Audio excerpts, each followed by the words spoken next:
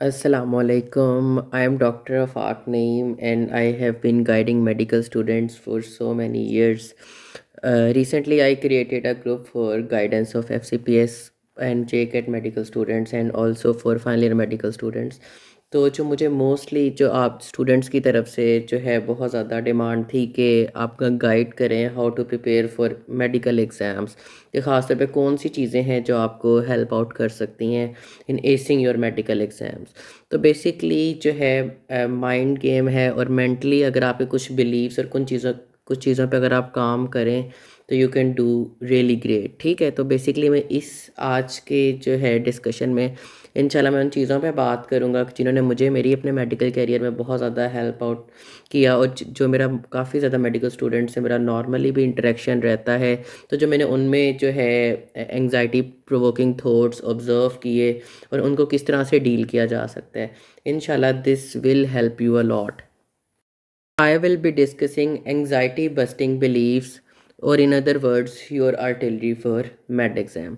तो कुछ basic concept हैं, कुछ थॉट प्रोसेस हैं, अगर आप अपनी लाइफ में उनको इंटीग्रेट कर लें तो इंशाल्लाह you can ace literally any exam. तो जो फर्स्ट ऑफ ऑल सबसे इंपॉर्टेंट थ्योरी है that is theory of controllables and uncontrollables. मैंने अपने जितने भी एग्ज़ाम्स दिए उसमें सबसे ज़्यादा जो फंडामेंटल कॉन्सेप्ट मेरे माइंड में था वो यही था कि कंट्रोलेबल्स और अनकंट्रोलेबल्स।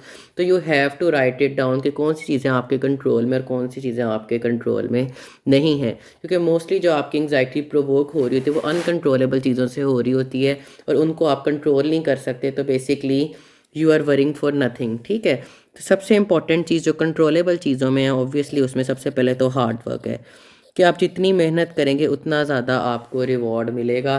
और अल्लाह ताला का भी आपसे प्रॉमिस है कि इंसान के लिए वही कुछ है जिसके लिए आपने कोशिश की। जो सेकंड मोस्ट इम्पॉर्टेंट चीज़ है उसके लिए that is prayers. Prayers do matter a lot, literally it can create miracles. ठीक है, तो आपकी प्रेयर्स, आपके पेरेंट की प्रेयर्स, आपका फर्म बिलीफ अपनी दुआओं में, ये बहुत ज़्यादा इंपॉर्टेंट है और it does help a lot, it gives you support. आपको जो है आपका माइंड रिलैक्स है, तो प्रेयर्स का बहुत ज़्यादा रोल है। And third is positivity. Positivity बहुत ज़्यादा इंपॉर्टेंट है। यूनिवर्स में आप जिस तरह की एनर्जी इमिट करते हैं it reflects back to you. ठीक है, आपने पॉजिटिव रहना है कि इंशाल्लाह आई कैन डू दिस, और बाकियों को भी आपने हौसला देना और उनकी हेल्प आउट करनी है। तो इंशाल्लाह इवेंचुअली एक हेल्दी एटमॉस्फेयर क्रिएट होगा that will help you lot. अब जो अनकंट्रोलेबल चीज़ें हैं उनको मेनली आपने जो है छोड़ना है। अनकंट्रोलेबल चीज़ें के पेपर मुश्किल ना आ जाए, मैं पैनिक ना कर जाऊँ। ठीक है, ये एग्जामिनर पता नहीं किस तरह का आता है, पता नहीं मुझसे एग्ज़ाम में किस तरह के क्वेश्चंस पूछे जाते हैं, इवन इंटरव्यूज़ में कि पता नहीं मुझसे वो क्या सुन लें। तो there is no limit to knowledge. और जो चीज़ें आपको नहीं पता कि कल को क्या होनी है उनके बारे में आपने परेशान नहीं होना होता। तो उन चीज़ों के बारे में परेशान होने से किस तरह से बचा जा सकता है, बेसिकली ये सारी नर्वस हैबिट्स हैं कि अगर मैं अच्छा ना परफॉर्म कर सका, अगर मेरी एक नंबर से डिस्टिंक्शन रह गई फॉर मेडिकल स्टूडेंट्स, अगर मैं फ़ेल हो गया, तो ये जो अगर मगर है, ये जो चीज़ें आपके कंट्रोल में है, hard work, prayers and positivity, इस पे आपने फोकस करना है। और इन पे फोकस करते हुए फिर मेरे सेकंड कॉन्सेप्ट पे आपने आना, that is power of belief. Power of belief is so important. आप जितनी भी सक्सेस स्टोरीज उठाएंगे they had the belief that they can do it. ठीक है, अब पावर ऑफ बिलीफ बहुत ज़्यादा इंपॉर्टेंट है। फॉर एग्जांपल आप इस स्टेज पे आए हैं तो आपको पता होना चाहिए कि if I did it in the past I can do it again. आप बाकी लोगों की एग्जांपल्स लें, if he can do it I can do it too. ठीक है, तो आपका पावर बिलीफ सिस्टम बहुत स्ट्रॉन्ग होना चाहिए। ख़ासतौर पे जो रिलीजियस है वो आपको बहुत ज़्यादा हेल्प आउट करता है। फॉर एग्जांपल अगर आप अपनी प्रेयर्स पे यकीन रखते हैं तो आपने ये बिलीफ रखना है कि Allah can bless me with everything. ठीक है, तो आपने कभी भी गिव अप नहीं करना, जितने मर्जी बुरे हालात हों आपने गिव अप नहीं करना। वर्स्ट केस सिनेरियो में जो कि बेस्ट पॉसिबल बिलीफ भी हो सकता है कि आप ये बिलीव करें कि अल्लाह ताला के इख्तियार में तो हर चीज़ है ना, और अगर अल्लाह चाहे तो मुझे क्या नहीं मिल सकता। ठीक है, तो आपने बस अल्लाह ताला से आप अल्लाह ताला पे यकीन रखना है, अपनी मेहनत और हार्ड वर्क पे, कि अगर मैं मेहनत करूँगा और अगर मैं यकीन के साथ दुआ करूँगा तो अल्लाह ताला मुझे हर चीज़ से ब्लेस कर सकता है। ये अल्लाह ताला का वादा है। लेकिन अनफॉर्चुनेटली हमारा बिलीफ नहीं होता, हम हार्ड वर्क करते हैं लेकिन कहते हैं दुआ मांगे पता नहीं होता है कि नहीं होता। तो अगर आप पावर ऑफ बिलीफ वाला एलिमेंट अपनी लाइफ में ले जाएं, रिगार्डलेस अगर आप कहो कि मैं कौन सा इतना वो जो है नेक हूँ, लेकिन अगर आप अपनी दवाओं में यकीन रखें कि अगर मैं अल्लाह ताला से मांगूंगा और अल्लाह ताला के पास हर पावर है तो मुझे वो चीज़ ज़रूर मिलेगी। तो जितने मर्ज़ी बुरे हालात आ जाएँ, आपने बस जितना पॉसिबल हो मेहनत करके, दुआएं करके, पॉजिटिव रह के अल्लाह ताला से मांगने, यकीन माने हर सक्सेस आपको खुद ब खुद मिलेगा। And this is most important part कि आपका अल्लाह ताला पे बिलीफ होना चाहिए, अपनी प्रेयर्स पे बिलीफ होना चाहिए और अपनी मेहनत पे कॉन्फिडेंस होना चाहिए। कोई भी सक्सेस किसी ने अचीव की है, वो बंदा एक्स्ट्रा ऑर्डनरी नहीं होता, ठीक है। आप अल्लाह ताला ने एक बैलेंस मेंटेन किया है, तो आपका power of belief is so important. उसके बाद थर्ड जो सबसे इम्पॉर्टेंट चीज़ है, and it is very important, don't compare yourself to others. Trust me, मैंने अपनी जो है लाइफ में जितना भी जो मेरा मेडिकल के जितने भी मैंने एग्ज़ाम्स दिए हैं, अल्हम्दुलिल्लाह आई cleared all of them in first attempt with really good scores. और जितने भी मैंने अपने जूनियर्स में ऑब्जर्व किए, सारी एंग्जाइटी क्रिएट होती है कि जब आप अपने आप को कंपेयर करते हैं। जो जितना कि मेरा एक्सपीरियंस है, मैंने देखा कि हर मेडिकल स्टूडेंट का एक डिफरेंट स्किल सेट है। कुछ किसी को फर्स्ट टाइम पढ़ने में बहुत ज़्यादा टाइम लगता है लेकिन उसकी मेमोरी बहुत अच्छी होती है, कोई बहुत स्पीड से पढ़ जाता है लेकिन उसको चीज़ें रिटेन नहीं रहती। तो हर एक का अपना स्किल सेट है, आपका अपना एक प्लान होना चाहिए, उस प्लान पे आपको जज करना चाहिए। ख़ासतौर पे जो हॉस्टल्स में स्टूडेंट्स रहते थे, मैंने देखा कि उनमें एंग्जाइटी बहुत ज़्यादा थी। तो आपने अपने आप को किसी से कंपेयर नहीं करना, और इसमें सबसे इम्पॉर्टेंट चीज़ ये है कि आपको इस चीज़ का यकीन होना चाहिए कि जो मेरे अल्लाह ताला ने मेरे नसीब में लिखा है वो मुझे मिल के ही रहना, और कोई मुझसे वो चीज़ नहीं छीन सकता। तो never compare yourself to others. आप एक दूसरे से डिस्कस करें, हेल्प आउट करें एक दूसरे की, लेकिन कंपेयर ना करें कि अगर उसकी तो इतनी तैयारी है, उसने तो इतना पढ़ लिया। बस अपना हार्ड वर्क, प्रेयर्स और अपने बिलीफ सिस्टम पे बहुत ज़्यादा आपको रिलाई करना चाहिए। जो फोर्थ इंपॉर्टेंट पॉइंट है, that is schedule and routine. Schedule and routine is very important. कुछ चीज़ें जो मैंने अपने एक्सपीरियंस से सीखी और मेडिकल स्टूडेंट्स के इंटरेक्शन से सीखी, वो बहुत ज़्यादा इंपॉर्टेंट है, जो मैं मेंशन करना चाहूँगा। फर्स्ट ऑफ ऑल तो एडिक्वेट स्लीप कितनी होती है, दिस इज़ वेरी इंपॉर्टेंट। क्योंकि मोस्टली यहाँ तो ओवर एक्सर्ट कर रहे होते हैं या फिर बहुत ज़्यादा जो है अपना टाइम स्लीप पे वेस्ट कर रहे होते हैं। तो minimum 6 hours sleep is necessary, ठीक है। 6 से 9 आवर्स आपकी स्लीप होनी चाहिए, और अगर एग्ज़ाम्स हैं तो आप 7 to 8 आवर्स पे आपको मेंटेन करना चाहिए। मैंने ऑब्ज़र्व किया, जो मेरी रिसर्च भी थी, कि मोस्टली मेडिकल स्टूडेंट्स जो अपनी नींद 6 आवर्स से कम लेते हैं, और मेरे साथ खुद भी ये हुआ कि अगर आप परसिस्टेंटली 6 आवर्स से कम नींद ले रहे हो तो नेचुरली ही आपकी बॉडी में एंग्जाइटी प्रोवोकिंग केमिकल्स जनरेट होते हैं, तो इवेंचुअली यू बर्न आउट, ठीक है। तो डेली एटलीस्ट 6 आवर्स की स्लीप बहुत ज़्यादा इंपॉर्टेंट है, और इसका इस पे जितना एम्फेसिस किया जाए कम है। उसके बाद सेकंड जो इम्पॉर्टेंट कॉन्सेप्ट है वो ये कि वर्किंग आवर्स कितने होने चाहिए। आइडली अगर आप घर पे बैठे हो, आप सिर्फ एग्ज़ाम के लिए प्रिपेयर कर रहे हो, तो 7 से 9 working hours per day are good enough, ठीक है। अब 7 to 9 आवर्स को आपने बेसिकली स्प्लिट करना होता है। मोस्टली स्टूडेंट्स ये गलती करते हैं कि वो इकट्ठे 5-6 आवर्स पढ़ते हैं, फिर उनकी बस हो जाती है, फिर वो सारा दिन वेट कर लेते हैं। तो try to split those working hours with appropriate gaps between them. अब गैप्स में बेसिकली आपने क्या करना है, यूजुअली आप 2 से 3 आवर्स का एक सेशन लगाएं, उसके बाद take a break for prayer और मील, ठीक है। फिर उसके बाद फिर 2 से 3 आवर का सेशन लगाएं, फिर आपने प्रेयर कर ली, साथ आपने कुछ म्यूज़िक सुन लिया, कुछ अच्छा जो कोई सीज़न वगैरह अगर आप देखते हैं तो वो देख लिया। तो इस तरह से आपने अपने वर्किंग आवर्स को स्प्लिट करना है। फिर एक और इसमें जो बहुत ज़्यादा इंपॉर्टेंट है चीज़, जो अक्सर हमसे इग्नोर होती है, दैट इज़ एक्सरसाइज या अपनी हेल्थ को टाइम।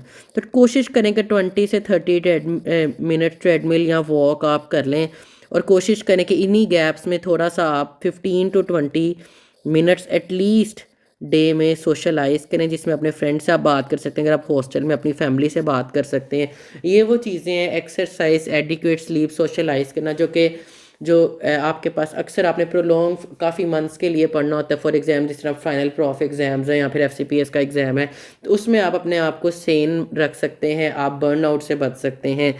तो एक्सरसाइज, सोशलाइज करना है, वर्किंग आवर्स को स्प्लिट करना है, एडिक्वेट स्लीप पे काम करना है, these things are very important, ठीक है। और एवेंचुअली आप, there must be something for positive reinforcement, ठीक है, कि आपने अपने आप को रिवॉर्ड भी करना है। जिस तरह हमेशा से मैं ये करता था कि जितना मर्जी हेक्टिक हो, पेपर सर पे हो, मैंने बस सोचा हुआ था कि सोने से पहले मैंने 30 से 40 मिनट्स कोई सीज़न, कोई शो लाजमी देखने, just to break away from reality, ताकि आपका माइंड रिलैक्स कर सके। तो दिस इज़ वेरी इंपॉर्टेंट।